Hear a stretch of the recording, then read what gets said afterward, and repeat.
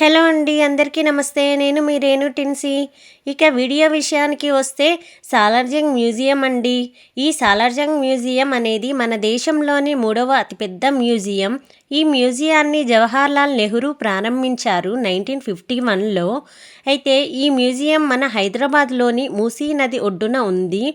ఈ సాలార్జంగ్ మ్యూజియం ఉదయం 10 గంటల నుండి సాయంత్రం 5 గంటల వరకు ఓపెన్ చేసి ఉంటుంది. అండ్ అలాగే ఎవ్రీ ఫ్రైడే ఈ మ్యూజియం అనేది క్లోజ్ చేస్తారు కాబట్టి ఎవరు రాకూడదు. ఇక టికెట్ విషయానికి వస్తే మన ఇండియన్స్కి అయితే 50 రూపీస్ అండి పెద్దవాళ్లకు. చిన్నపిల్లలకు అంటే బిలో 12 ఇయర్స్ ఉన్న వాళ్ళకైతే 20 రూపీస్. ఇక మేము టికెట్ తీసుకొని లోపలికి వచ్చేసాము చెక్కింగ్ అంతా కంప్లీట్ చేసుకొని. ఇదిగో ఇక్కడ కనిపిస్తున్నారు కదా, వీళ్ళే అండి ఈ సాలార్జంగ్ 1, 2, 3లు. ఇదిగో ఈ ఫోటోలో కనిపిస్తున్నాడు కదా, అతనే అండి మూడవ సాలార్జంగ్ నవాబ్ మీర్ యూసుఫ్ అలీ ఖాన్. ఇతనే ఈ మ్యూజియాన్ని స్థాపించాడు. ఈ మ్యూజియంలో ఉన్న వస్తువులను సేకరించడానికి ఇతనికి 35 నుండి 40 సంవత్సరాలు పట్టిందంట. అయితే ఇక్కడ కనిపించే కొన్ని వస్తువులు మొదటి సాలార్జంగ్ అయిన నవాబ్ మీర్ తురాబ్ అలీ ఖాన్ అనే అతను యూరోపియన్ కుటుంబాలలో జరిగే వేడుకలకు వెళ్తున్నప్పుడు అక్కడ మెమెంటోలు, స్మారక చిహ్నాలు నచ్చడము, అలాగే ఇంగ్లాండ్లో పింగాణీ చిహ్నాలు నచ్చడము వల్ల అక్కడ వస్తువులను ఆర్డర్ చేసి తీసుకొని వచ్చేవారంట. అలా సేకరించిన వస్తువులే చాలా ఉన్నాయండి. ఇది మొదటి గ్యాలరీ. ఈ గ్యాలరీలో ఎక్కువగా వీళ్ళు వాడుకలో ఉన్న వెండి వస్తువులు ఉన్నాయి, అలాగే పింగాణీ పాత్రలు. ఇది వచ్చేసి ఫ్రూట్ డిష్ అండి. ఇక్కడ చూడండి ఫ్రూట్ డిష్ ఎంత బాగుందో.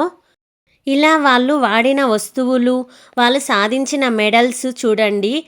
అయితే చాలా వరకు ఈ మ్యూజియంలో 20వ శతాబ్దానికి చెందిన వస్తువులు కూడా భద్రపరిచారు. ఈ మ్యూజియంలో మొత్తము 38 గ్యాలరీలను కలిగి ఉందండి. ఈ గ్యాలరీలో 48,000 కళా వస్తువులు, 50,000 మాన్యుస్క్రిప్ట్లు, అనేక రకాల పుస్తకాలు కూడా ఉన్నాయి. ఇక్కడ వన్ సైడ్ చూడండి మొత్తం వెండితో చేసిన వస్తువులే అండి, అప్పుడు వాళ్ళు వాడినటువంటి వస్తువులు. అండ్ అలాగే చెక్కతో ఉన్నటువంటి కలపతో చేసినటువంటి మిర్రర్స్ కానీ, వాళ్ళ టేబుల్స్ కానీ, అలాగే బెడ్స్ కానీ ఎలా ఉన్నాయో చూడండి. ఇక్కడ సైనికులు, శిల్పాలు, అలాగే వెండితో చేసిన పాత్రలు కూడా ఉన్నాయి. అప్పటి కాలంలో పాత్రలు ఎంతెంత పెద్దగా ఉన్నాయో చూడండి. ఇవన్నీ వెండితో చేసినవే. ఇక ఇక్కడ చూడండి, ఇవన్నీ ఖురాన్ ప్రతులు వేర్వేరు పరిమాణాల్లో ఉన్నాయి. ఇక్కడ ఏంటంటే స్పెషల్ బంగారము మరియు వెండి అక్షరాలతో రాసి ఉన్నాయండి ఈ ఖురాన్ ప్రతులు, అంటే ఖురాన్ గ్రంథాలు. ఇక ఇక్కడ చూడండి అన్నీ వాళ్ళు వాడినటువంటి రకరకాల ఉంగరాలు, అలాగే రంగురాళ్ళు కూడా ఉన్నాయి. ఇక ఇవే కాకుండా హిందువులకు సంబంధించిన దేవతామూర్తులు కూడా ఉన్నారండి. ఇది చూసారా, మొదటిది తంజావూరులోని బృహదీశ్వర ఆలయము, మరియు రెండవది రాక్ ఫోర్టు తిరుచిరాపల్లిలోని తమిళనాడులో ఉంది. అయితే ఇవి 20వ శతాబ్దానికి చెందిన వస్తువులండి. ఇవి ఎలా తయారు చేశారో తెలుసా? మొక్కల కాండాల నుంచి మరియు కొమ్మల మధ్యలో ఉన్నటువంటి మెత్తటి కణజాలం లేదా దవ్వ, సారం, బెండు అంటాం కదా, వాటితో తయారు చేశారు ఆ బృహదీశ్వర ఆలయాన్ని మరియు రాక్ ఫోర్ట్ని. చాలా బాగుంది కదా. ఇక ఇవి చూడండి, నేను ఎక్కడా చూడలేదండి. చాలా మ్యూజియాలు అయితే చూశాను, కానీ ఇంత అరుదైన శిల్పకళను చాలా మ్యూజియాలలో బుద్ధుడికి సంబంధించిన శిల్ప సంపదను చూసా, కానీ ఇలా హిందూ దేవతామూర్తుల శిల్ప సంపదను చూడలే. చాలా బాగున్నాయి. శ్రీదేవి, భూదేవి సమేత విష్ణుదేవుడు, అలాగే నృసింహ అవతారం విగ్రహాలు, నటరాజ, గరుడ విగ్రహాలు, బ్రహ్మ, సరస్వతి, పార్వతి, పరమేశ్వరుల విగ్రహ సంపద చాలానే ఉన్నాయండి. ఇందులో రాగితో చేసిన విగ్రహాలు, అలాగే చెక్కతో చెక్కిన విగ్రహాలు, అలాగే ఇత్తడితో చేసిన విగ్రహాలు మరియు పంచలోహ విగ్రహాలు కూడా ఉన్నాయండి. ఇక్కడ చూడడానికి చాలా బాగున్నాయి. అండ్ ఇక్కడ పెయింటింగ్ చూడండి ఎంత బాగుందో. ఇక ఇంకొక గ్యాలరీకి వెళ్తే అక్కడ చూడండి మొత్తము వాళ్ళు ధరించినటువంటి దుస్తువులు చూడండి. ఇవి చూస్తుంటే వాళ్ళు ఎంత పొడవుగా ఉన్నారో తెలుస్తుంది. అలాగే వారు వాడిన డోర్ కర్టన్స్, బెడ్షీట్స్ ఉన్నాయి. ఇక ఇక్కడ చూడండి, ఇవి ఏనుగు దంతాలతో చేసిన వస్తువులండి. ఎంత బాగా ఏనుగు దంతాలను చెక్కారో చూడండి. ఖడ్గాలు, విగ్రహాలు, బొమ్మలు, ఇలా కుర్చీలు కూడా చేశారు ఏనుగు దంతాలతో.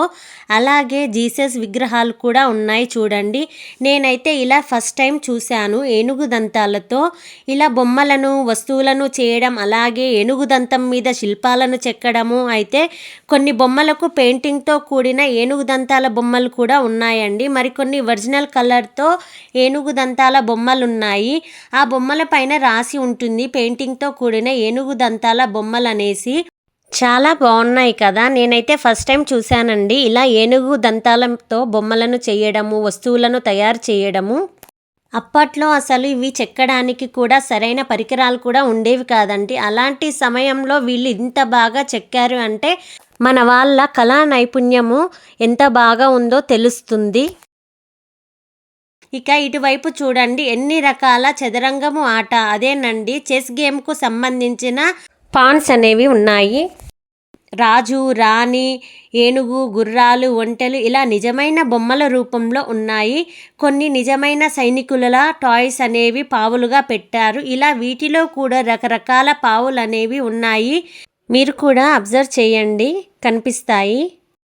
ఇలా మన దేశంలోకి సంబంధించిన వస్తువులే కాకుండా విదేశాలకు చెందిన వస్తువులు, ప్రతిమలు, అక్కడ ఫేమస్ అయిన వస్తువులండి ఇవన్నీ. వాటన్నిటిని కూడా ఇలా ఏనుగు దంతాల మీద చెక్కారు చూడండి. నేనైతే ఇదే ఫస్ట్ టైం అండి ఏనుగు దంతాల మీద బొమ్మలను చెక్కడము, చూడటము. మీరు ఒకవేళ ఎక్కడైనా చూసారా? చూస్తే చెప్పండి. ఎలా ఉన్నాయండి ఏనుగు దంతాలతో చేసిన విగ్రహాలు, శిల్పాలు మీకు నచ్చాయా?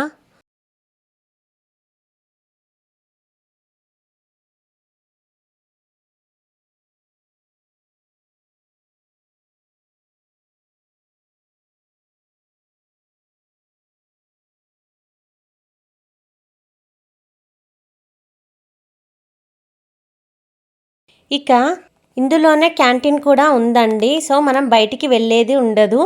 ఇందులోనే క్యాంటీన్లోనే మనకేమైనా కావాల్సి ఉంటే కొనుక్కొని తినేయొచ్చు. తర్వాత ఇక మెయిన్గా మనం చూడవలసింది ఏంటంటే మ్యూజికల్ క్లాక్ అండి, గంటల గడియారము. ఇది బ్రిటిష్ వారి బర్డ్ కేజ్ క్లాక్. చూడండి, ఇక్కడ చాలామంది వెయిట్ చేస్తారండి ఆ గంటల గడియారాన్ని చూడటానికి. ఇక్కడ కూర్చుంటారు. ఎందుకు అంత ప్రత్యేకత అంటే ఈ గడియారము ప్రతి గంటకు ఒకసారి ఒక చిన్న సైనికుడు తన గది నుండి బయటకు వచ్చి గంట కొట్టి మళ్ళీ లోపలికి వెళ్ళిపోతాడు. చాలా బాగుంటుందండి ఈ మ్యూజికల్ క్లాక్.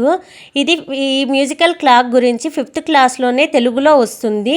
ఇక ఈ మ్యూజికల్ క్లాక్ వెనకాల ఉన్న గ్యాలరీలో మొత్తం పాలరాయితో చెక్కిన శిల్పాలు చూడండి.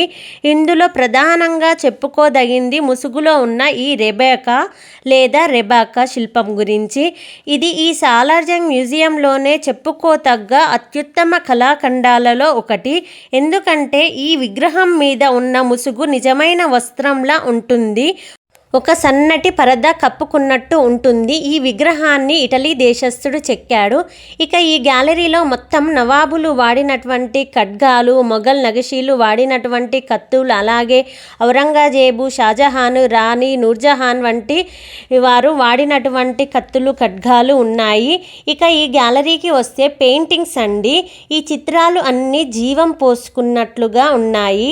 ఇందులో ఎక్కువగా రవివర్మ గారు గీసిన చిత్రాలు, అలాగే ఫ్రెంచ్, ఇటాలియన్కు సంబంధించినటువంటి చిత్రాలు కూడా ఉన్నాయి. ఈ రైట్ సైడ్లో ఉన్న విగ్రహం చూడండి, గమనించండి.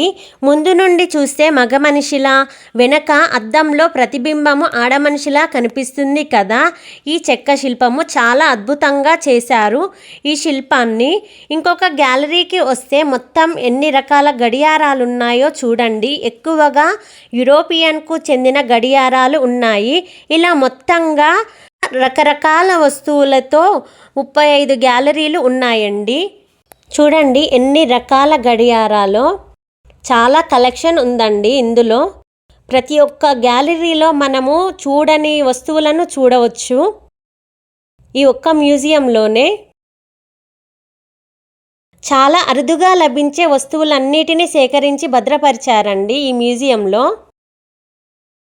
ఇక ఇంకొక గ్యాలరీ విషయానికి వస్తే మొత్తం నాణ్యాలు ఉన్నాయండి. అవే అండి కాయిన్స్. ఎప్పటి నుంచి ఉన్నాయో తెలుసా? ద్వాపర యుగము, త్రేతాయుగము, ఇక్ష్వాకుల వంశంలో వాడుకలో ఉన్నటువంటి నాణ్యాలు. ఇలా మొఘలులు, పర్షియలు, తుర్కులు ఇలా మన దేశంలో ఎవరెవరు పాలించారో ఆ పరిపాలకుల వాడుకలో ఉన్న కాయిన్స్ కానుండి మనము ప్రస్తుత కాలం వరకు వాడుతున్నటువంటి కాయిన్స్ వరకు పొందుపరిచారు ఈ గ్యాలరీలో. ఇన్ని రకాల కాయిన్స్ కూడా నేను ఫస్ట్ టైం చూశాను. ఇక నెక్స్ట్ గ్యాలరీ చూసినట్లయితే ఇందులో మొత్తము మైనపు బొమ్మలు, చెక్క బొమ్మలు, పిల్లలకు సంబంధించిన బొమ్మలు, అలాగే జంతు చరాలు ఇలా రకరకాలుగా సేకరించి పెట్టారండి. చూడండి ఎన్ని రకాల బొమ్మలు ఉన్నాయో. ఇక నెక్స్ట్ గ్యాలరీలో చూసినట్లయితే చైనా, జపాన్, బర్మా, నేపాల్ దేశాలకు సంబంధించినటువంటి పింగాణి పాత్రలు, అలాగే అక్కడి ప్రతిమలు ఆకర్షింపజేస్తాయి. ఇంకా ఇలా చాలా గ్యాలరీలు ఉన్నాయండి. ప్రపంచంలో ప్రసిద్ధి చెందిన వస్తువులన్నిటినీ సేకరించి పెట్టారు. అయితే మనం లోపలికి ఫోన్స్, కెమెరాలు ఫ్రీగా అలో చేయరండి. వాటికి కూడా టికెట్ తీసుకోవాలి. ఒక్కో మొబైల్కు 50 రూపీస్ ఉంటుంది. ముందు టికెట్ కౌంటర్ ఉంది కదా, ఆ టికెట్ కౌంటర్ని కూడా నేను వీడియో స్టార్టింగ్లో చూపించా. అందులో ఆఫ్లైన్ లేదా ఆన్లైన్ టికెట్స్ ఉంటాయి. మనకు మన మొబైల్స్, కెమెరాలకు కూడా తీసుకోవాలి. ఇంకా ఏదైనా లగేజ్ ఉండుంటే అది పెట్టుకోవడానికి క్లాక్ రూమ్ కూడా ఉంటుంది పక్కనే. అక్కడే టికెట్ తీసుకొని పెట్టేయండి. ఇంకా మీకు ఏమైనా డౌట్స్ ఉంటే అడగండి. ఈ వీడియో మీకు నచ్చినట్లయితే ప్లీజ్ లైక్, షేర్, కామెంట్ చేయండి. అలాగే సబ్స్క్రైబ్ చేయండి. Thank you for watching.